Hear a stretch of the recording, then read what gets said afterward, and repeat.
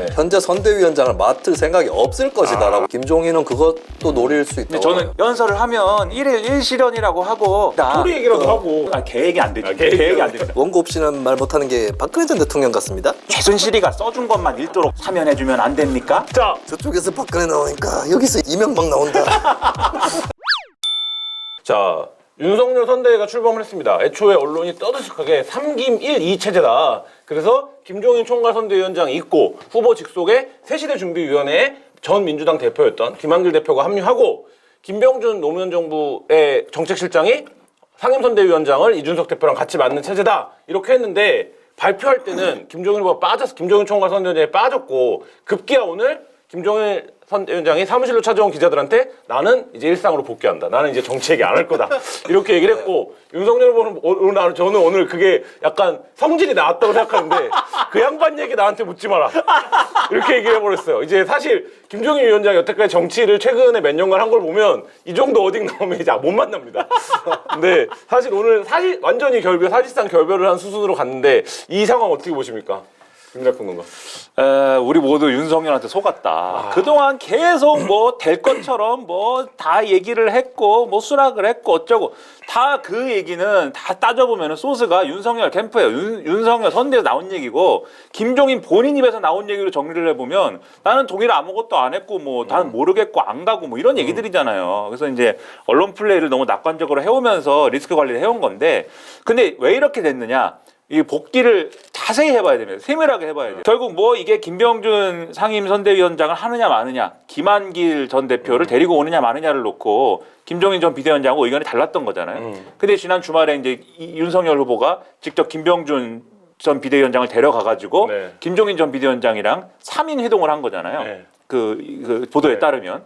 그 대한 무슨 발전 전략 네. 뭐시기에 거기 연구소에서 3인 회동을 한 자리에서 김병준 전 비대위원장 이거 뇌피셜인데 상당히 유연한 사람입니다. 네, 뭐가 유연하냐? 자리가 있으면 네, 얼마든지 그 자리를 맡기 위해서라면 뭐든지 할 수 있는 사람이에요.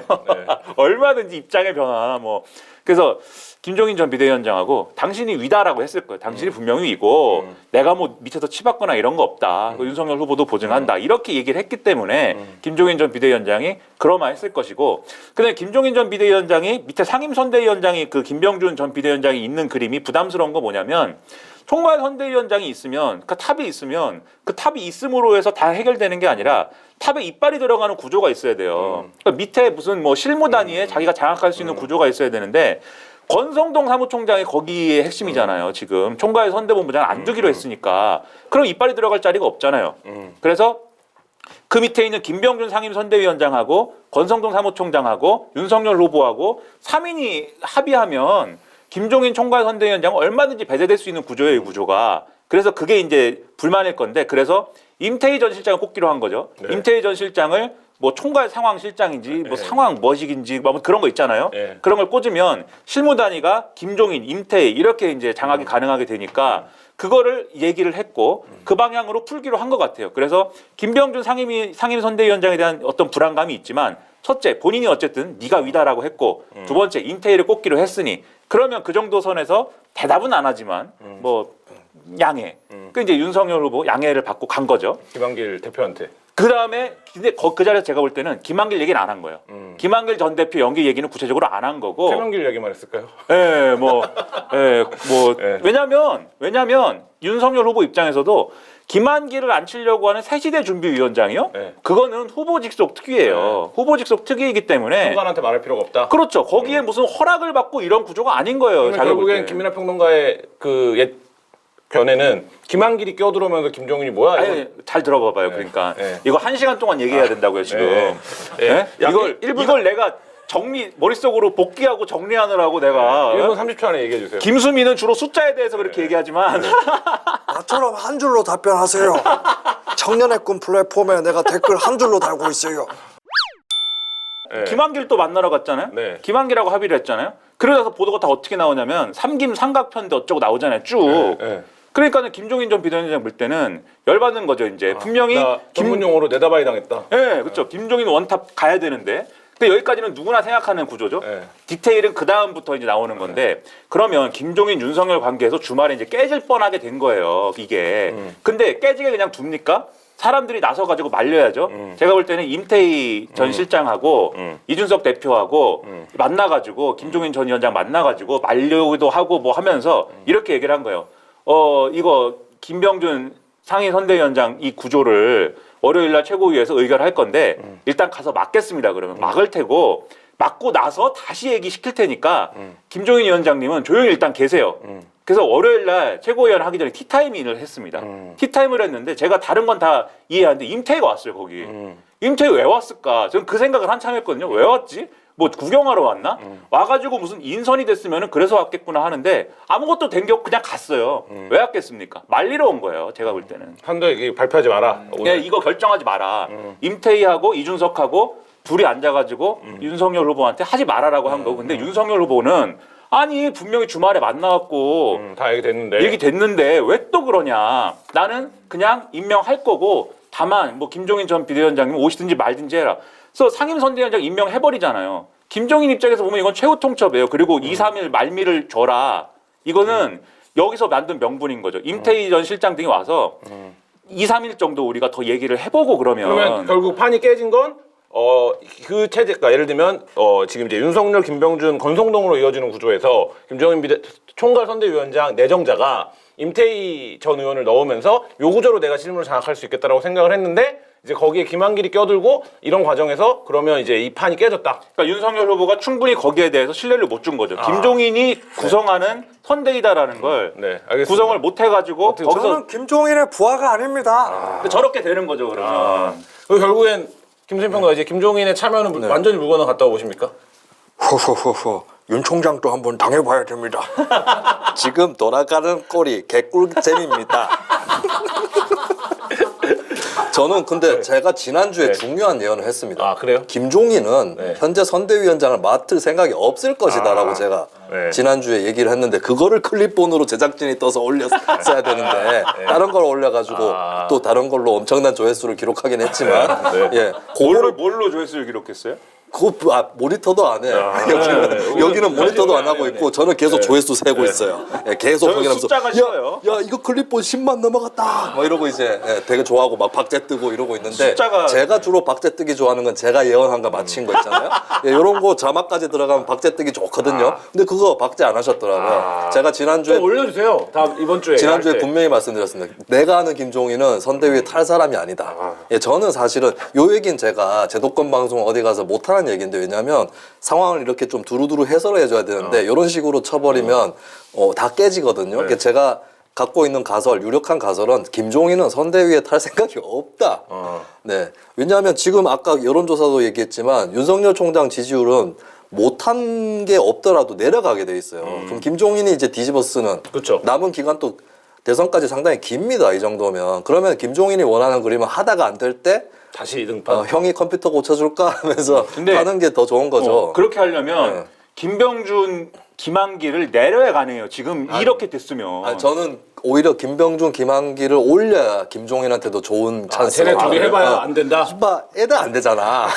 문제가 이거지. 이제 그 조직 구도만 보면 그런데 김병준 특히 김한길 네. 이 사람들이 와가지고 선거에 한번 이기려고 도움 주겠습니다. 이 정도 수준을 갖고 온 거냐. 제가 볼 때 특히 김한길 전 대표는 그걸 하면서 자기 정치 기반을 다시 만들려고 할 거예요. 뭐가 됐든 간에. 우상호 의원 같은 경우는 김한길이 재창당을 노릴 것이다. 삼질의 저 사람 창당. 창당 전문가이기 때문에. 그래서 저는 이제 예. 재창당까지는 모르겠지만 이게 결국은 새시대 준비위원회라는 게 뭐예요? 거기에 밑에 줄 세우는 이 지금까지 국민의힘에 포괄되지 않은 비민주당, 비국민의힘을 줄 세우는 기구잖아요. 그걸 통해서 자기 기반을 만들려고 할 것인데 이거 그냥 둔 상태로 만약에 선거를 그대로 치르게 되고 김종인 전 위원장이 온다고 해도 그 내부에서 얼마나 엄청난 일들이 많이 벌어지겠습니까? 근데 그 상황을 뒤늦게 온 김종인 총괄선대위원장이 이거를 이제 자기 위주로 끌고 뒤늦게 와서 끌고 갈 수 있는 구도를 이걸 뚫고 만들 수 있을 거냐? 저는 어려워질 수 있다고 봐요. 근데 저는 이제 김병준하고 김한길한테 시켜봤기 때문에 그러면 이 사람들도 알아서 조금 이렇게 자제하지 않을까. 만약에 실패로 돌아가면 김종인은 그것도 노릴 수 근데 있다고 저는 봐요. 김병준은 사퇴할 수도 있다고 봅니다. 나중에. 네, 그분은 유연해요. 김병준은 그러면 요걸 얘기해 보죠. 지금 이제 한 1년여 넘게 김종인이 어떤 뭐 최후의 보스 이런 것처럼 언론이 써왔어요. 그 구도에서 김종인이 막 별의 순간도 말하고 판세도 다 알고 있는 것 같고 뭐 이렇게 써왔어요. 그래서 저는 그 사설 농담으로 진중권 멘트기계 김종인 판세기계라고 불러왔는데 판세기계. 예. 근데 이제 결국 김종인의 합류가 불발됐어요. 그러면 이게 어떤 영향을 미치는 겁니까? 그러면 아까 진중권 교수 페북에 글 올라왔어요. 뭐라고 멘트를 이거 하셨- 불발되면서 나도 뭐 이제 관심 끈다 국민의힘에. 국민의힘에 예, 예. 지금까지 관심이 있었네요. 그러면 예, 있었다는 거예요. 있었는데 자백 자백하셨네요. 그래가지고 그러니까 사실 진중권 교수는 양동 작전이었죠. 그러니까 좀 국민의힘의 어떤 쇄신, 정권 교체 이런 명목으로 좀 윤석열 쪽을 지원해 주는 게 분명히 있는 것이고 진중권 교수는 근데 이제 본인이 국민의힘 성향이나 소속은 아니었기 때문에 김종인이라고 하는 중간 매개체가 필요했던 거죠. 자기 합리화의 기제 아닌가요? 윤캠프 별동대 아닙니까? 합리화를 넘어서 가지고 일체화. 네, 일체화. 네, 별동대 아닙니까? 거기야말로. 마치 이해찬, 김어준이 한 세트이듯이 김종인, 진중권이 한 세트인 이런 상황이었는데 어쨌든 그게 근데 합류가 불발되면 네가- 어떻게 되는 겁니까? 니네가 김종인이 형을 이렇게 끊었으니 나도 관심 없고 나 이제 심상정 밀란다 이런 식으로 아까 글을 올린 것 같아요. 예. 어떻게 보십니까? 판세 영향. 이게 첫 번째로 일단 이 김종인 전 비대위원장을 영입하는 거의 의미가 뭐였냐면은 이 국민의힘과 그다음에 윤석열 후보까지 더해가지고도 이 정권 교체를 해야 되는 명분이라든가 그리고 중도층으로의 확장이라든가 그런 것들이 부족할 수 있기 때문에 그러한 불안감을 없애기 위해서 김종인 전 비대위원장 같은 뭔가 정치 경험이 많은 사람을 데리고 와가지고 보완을 하는 것이 필요하다 이제 이런 의미였던 거잖아요. 근데 그게 어쨌든 뭐가 됐든 안 된 거잖아요. 안 된 거니까 해야 될 걸 못한 거니까 당연히 이제 분위기는 안 좋아질 수밖에 없고 여론이 이제 좀 뭐 이 저거 왜 못했어 이렇게 될 수밖에 없는 거예요. 만약 했으면 플러스 요인이죠. 아 윤석열이 정치 경험이 없고 뭐 검사만 한 것 같아도 저런 복잡한 얘기들을 잘 조율해가지고 결과물을 만들어냈구나 이랬을 텐데 그 효과가 없어졌으니까 이제 다소 손해인 것이고 두 번째로는 그럼 김종인을 포기하고 얻은 게 뭐냐라고 하면 그게 김병준, 김한길이다. 그 두 사람이 대한민국의 미래에 대해서 지금까지 뭘 했냐고 한 적이 없어요. 자기들의 자리하고 정치를 위해서 한 건 많이 있는데 그게 뭡니까? 그러니까는 그거에 대해서 사람들이 그러면은 저게 뭔가 미래적인 게 보이지 않고 저걸로 뭘 하겠다는 건지 모르겠다. 플러스 왜 저 사람들을 자기 생각만으로 고집해가지고 지금 윤석열 후보가 왜 그 두 사람을 반드시 필요하다고 생각하느냐? 지금까지 언론에 나온 얘기를 보면은 두 가지예요. 첫째, 김병준 위원장하고는 와인을 너무 많이 먹었다. 집에서 와인을 몇 병을 먹어가지고 그 친하다는 얘기잖아요, 그냥. 친소관계. 네. 김종인 위원장이 그렇죠. 얘기했던. 김한길도 과거에 자기가 힘들 때 도와준 사람이다. 그러면은 윤석열 정권에서 그러는 거냐? 예? 윤석열 정권에서 친한 사람들 요직에 막 앉히고 이렇게 하는 거냐? 그리고 이게 나아가서는 결국 이게 오만으로 비춰지는 거예요. 결국 외부의 뭔가 외부 확장을 더 잘할 수 있는 카드로 비춰졌던 것은 포기하고 엄한 거를 데려다가 자기 위주로 자기 생각만으로 자기 독단으로 그 구조를 만든 거니까. 그리고 내가 윤석열 김종인 전 비대위원장이 그럴지 모르겠지만 김종인 비대위원장이 이제 잊을만 하면 일주일에 한 번씩 나타나고 윤석열 욕하기 시작하면 윤석열 못 견딜 거예요. 윤석열의 김부선, 일상으로 이재명에게 김부선이 있다면 일상으로, 윤석열에게 김종인이 있다. 이거 골치 아파지죠. 김종인 일상 회복 선언했기 때문에 그게 일상이야. 그게 일상이잖아요, 원래. 디스하는 게 일상이야. 일상 회복은 조용히 사는 거죠. 그동안 참아왔던 거지. 윤석열 후보도 한번 당해봐야 됩니다. 그리고 김병준, 김한길 반문 캠프라고 하는데 그 사람들은 반문이 아니라 진문입니다. 문재인한테 진 사람들. 제가 김종인 아바타입니까? 자, 이 부분도 있습니다. 이렇게 구도가 깨지면서 결국엔 이준석 대표 입장에서 보면 자기는 뽑힌 사람인데 선거로 갑자기 김병준이랑 같이 선대위를 해야 되고 그럼 자기가 국힘의 새 시대를 상징하는 사람인데 갑자기 새 시대는 김한길 위원장이 준비해야 되는 이런 그림이 됐거든요. 그리고 본인이 내심 원했던 김종인 전 비대위원장의 합류는 불발돼 버렸고 이준석 대표는 어떻게 해야 됩니까? 이제 뭐 알아서 살아남아야죠. 뭐 어쩔 수 없어요. 왜냐하면 각자 아니 도생이니까. 이준석 대표가 이번 판에서 잘못된 게 뭐 본인이 잘못한 건지 아니면 윤석열 후보의 잘못인지 이런 게 섞여 있는 것 같은데 조율하는 역할을 이준석 대표가 맡았어야 합니다. 그러니까 이제 윤 후보하고 김종인 전 위원장하고 계속해서 이견이 발생하는데 적절한 시점에 김종인 전 위원장을 이준석 대표가 만났어야 했어요. 근데 그 회동도 좀 늦었고, 그러니까 중재를 해야 되는데 중개를 하고 맙니다. 네, 방송을 많이 나오더라고요. 그래서 네. 지금 상황이 어떻게 되고 있고 이거를 이준석 대표가 해설을 하는데 이거 완전 잘못된 그림이었어요. 그래서 윤 후보가 중간에 안 된다 싶을 때 이준석 후보를 이준석 대표를 좀 부탁을 해가지고 좀 나서 주십시오. 이준석 김종인 간에는 그렇게 뭐 나쁜 감정이 없었거든요. 오히려 좋은 사이였죠. 근데 이번에 잘못된 게 김종인 이준석도 조금 틀어졌어요. 예, 김종인 전 위원장도 이준석 대표가 이제 중계하듯이 얘기하는 거에 대해서 못마땅하게 생각하는 그 계기가 되고 말았다. 그래서 제가 지난번에도 말씀드렸지만 대표한테 중책을 맡겨야 된다. 그래도 아무리 당무 우선권이 후보한테 있다고 해도 하더라도. 예, 그 당무 우선권을 갖고 윤석열 후보가 이준석 대표에게 힘을 실어줬었어야 된다라고 하는 거죠.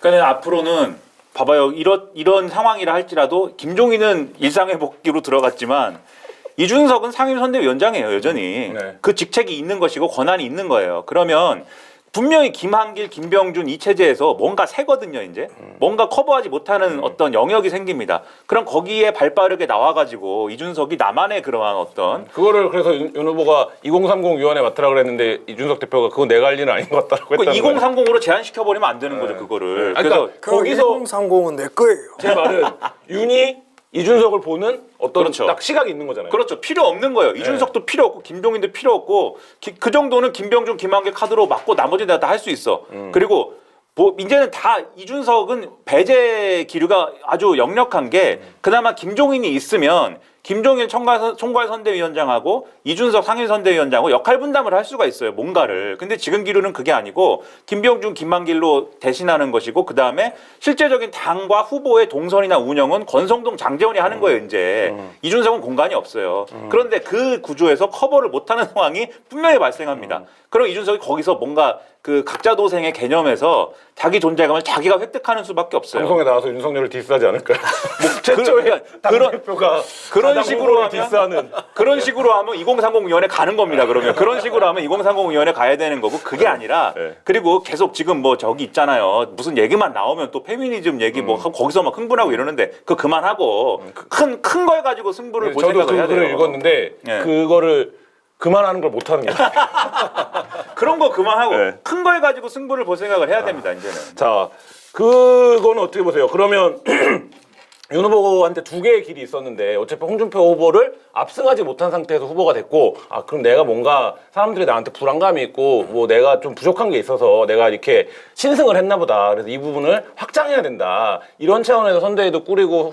하면 정권 이제 교체 여론이 높은 상황에서 윤석열 후보가 어쨌든 갈 수 있다. 여러 가지 뭐 개인적인 약점에도 불구하고 요 시각이 있었고 하나는 야 어차피 내가 되는 판이었네. 나밖에 없네. 가 돼서 이제 후보가 확정이 됐으니 다 이제 맘대로 하고 말씀하신 대로 친소관계로 막 갖다 쓰고 뭐 어떤 게 시대정신 이런 거 필요 없고 내가 갈 거고 내가 인기 제일 좋잖아 이렇게 가는데 지금 이제 이 두 번째 기류로 접어들었다고 보시는 건가요? 저는 그걸 보여준 결정적인 이제 터닝 포인트가 됐다는 거죠. 됐다. 이 김종인 영입 불발이 지금. 저는 이제 궁극적인 문제가 자꾸 윤석열이 사람에게 기대는 모습들이 있어요. 그러니까 김대중 전 대통령 생가 방문하고 뭐 이런 메시지를 내는 것도 사실은 그것도 뭐 할 만한 일이긴 하지만 중요한 거는 이 확장이라는 게 역사 인물을 들고 와가지고 할 수 있는 건 아니지 않습니까? 그런데도 이제 그런 좀 인물을 앞세우는 게 있고 자기하고 이제 친한 사람, 자기가 일단 좋게 본 사람을 가까이 두면 일이 잘 풀리겠지라고 하는 생각. 그 다음에 김종인에 대해서도 의존하는 모습으로 또 나타난 부분들 이런 것들이 있는데 근데 문제는 뭐냐면 윤석열 후보가 국민의힘 후보로 선출이 되고 수락연설할 때 보면은 뭐 성장과 분배는 한몸이다. 그리고 이제 뭐 좌우 진보 보수 구도가 아닌 좀 다른 구도로 설정을 해놨어요. 그래서 원론적, 추상적으로는 그 방향이 맞습니다만, 근데 문제는 윤석열 후보가 그런 얘기를 할 때는 주로 추상적으로만 얘기하고 구체적으로 뒷받침이 안 돼요. 수사 얘기하셔야 구체적으로 얘기하시는데 그러니까 수사와 식사 얘기, 식사 음주 이거. 그렇죠. 굉장히 구체적이고 윤석열이 이제 월간조선 인터뷰를 보니까 나는 신자유주의자가 아니다. 시장 맞는주의를 싫어한다. 뭐 이런 얘기도 막 하고 좋은 얘기는 많이 해놨어요. 근데 구체적으로 나오는 게 없다는 거죠. 그게 문제고 결국에 여기도 민주당 선대위도 뭐 후보 중심이냐 뭐냐 이런 관건이 대두가 됐듯이 윤석열 쪽도 후보가 문제입니다. 후보가 잘 하느냐 못하느냐에 달려있는 부분이기 때문에 계속해서 뭐 그러니까 마치 병풍처럼 이렇게 인물들 이렇게 해놓는다고 잘 되는 게 아니다. 그래서 그 후보의 역량 문제가 드러난 이번 주의 사건이 1분 30초 방송 사고였어요. 그러니까 예를 들면 혼자 무대에 섰고 프롬프트가 안 나와서 방송을 입을 못 댔고 그래서 1분 30초 동안 생중계로 나가고 있는데 도리도리하고 자꾸 이렇게 하고 이러니까 이쪽에서는 뭐야 뭐 원고가 없으면 연설도 못 하는 거야? 뭐 남자 박근혜야? 이렇게 바로 공격이 들어오고 있고 윤 후보도 거기서 그 정도 레벨의 정치인이면 뭔가 애드립을 발휘해서 지금 프롬프트가 안 나온다고 얘기해도 되잖아요 사실 하는데 아무런 이제 대응력을 못 보여주면서 이게 과연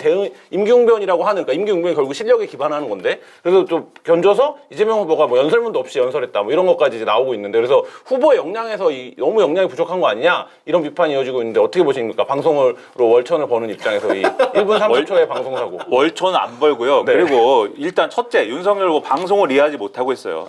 단 3초만 오디오가 비어도 방송 사고가 되는 게 방송입니다. 오디오 비면 안 돼요 무조건. 1분 30초가 비었다라는 건 어제 그래가지고 모 라디오 프로에서 열린민주당의 김성회 대변인이 갑자기 3초 동안 침묵을 했어요. 자기가 얘기하는 순서에서. 그게 이제 윤석열 후보를 풍자하기 위한. 패러디하기 네, 저도 깜짝 놀랐어요. 뭐야, 갑자기 이렇게 방송에 차질이 생겼나? 3초 동안 그 생각을 했거든요. 우리는 진짜 3초가 아니라 1초만 비워도 두근거리기 시작해요. 그래가지고 지금 뭔가가 문제가 생겼나? 나라도 여기서 뭘 메꿔야 되나? 아무 말이나 하거든요.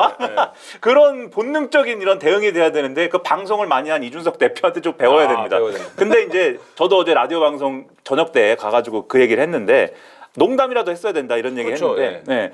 근데 이런 거예요. 그게 농담이라도 했어야죠. 제 생각 같으면 그런 농담 했을 것 같아요. 프롬프터가 고장났나요? 뭐 이러면서 그러면서 이제 셀프 디스를 한다거나 왜냐하면 두 번째 요인이 중요하다고 보는데 윤석열 후보가 프롬프터 없이 연설할 능력이 없어서 안 했겠습니까? 할 수 있어요. 연설을 왜 못합니까? 검찰총장도 하고 여러 가지 해왔는데 문제는 연설을 하면 사고를 치잖아요. 120시간 얘기하고 막 이러잖아요. 예? 그러니까 위축돼 있다. 그러니까 캠프 차원에서 준비된 말만 하자 우리 당분간은 이거 안 된다. 그래서 준비된 말만 해야 되는데 준비가 안 됐잖아. 준비가 안 됐으니까 난 얘기를 안 하지. 이렇게 된 거거든요. 제가 볼 때. 그거 제가 투머치 토크인데 1, 2분 그거 못 배우겠습니까? 나도 떠들어 보라고 하면 얼마든지 떠들 수 있는데 내가 말을 안 하려면 프라이팬이라고 줘가지고 내가 계란을 말해야 됩니다. 이게 계란을 말거나 노래를 부르거나 해야 되는데 아무것도 없이 제가 그냥 있지 않습니까? 그 센스가 이제 좀 부족했던 문제 같고 그래서 그 부분 같으면 예를 들면 그런 얘기를 차라리 했어야죠. 제가 지금도 얘기를 할 수 있는데 캠프에서 아니 제가 지금도 뭐 이 프롬프터가 안 떠서 그런데 연설할 수 있습니다. 그런데 또 연설을 하면 1일 1실현이라고 하고 제가 문제가 많습니다. 제가 아직 준비가 덜 됐기 때문에 좀 프롬프터가 나온 다음에 제가 얘기를 하고 싶은데요. 일단 뭐 제가 지금 안 나오고 있기 때문에 좀 아무 얘기나 해야 될 것 같습니다. 소리 얘기라도 하고 네, 여러분, 계획이 안 되지. 계획이 안 됩니다. 여러분, 그 계란말이를 만들 때는요, 이렇게 해가지고 뭘 아무 얘기나 하면 되지. 지금 말투가 박근혜 전 대통령 같은데요? 박근혜는, 네, 병원에 갔고요. 박근혜 병원에 비슷한데요? 갔는데 사면을 왜 안 해줍니까? 사면해주면 안 됩니까? 원고 없이는 말 못하는 게 박근혜 전 대통령 같습니다. 저도 원고가 없으면 말을 할 수 있습니다. 할 수 있는데 최순실이가 써준 것만 읽도록 돼가지고 그런 거지요, 그게. 자 여기서 오늘의 엄마 목소리가 막 왜 나오는데 내가 박근혜 얘기를 하는데 이걸로 하지? 왜? 자 저쪽에서 박근혜 나오니까 여기서 이명박 나온다. 자 오늘 예언해 보겠습니다. 마켓하니 아니. 저는 마켓 한위의 부하입니다. 두리번 하면서 상품을 찾다가 보면은 하루가 언제 다 가는지 모르겠습니다.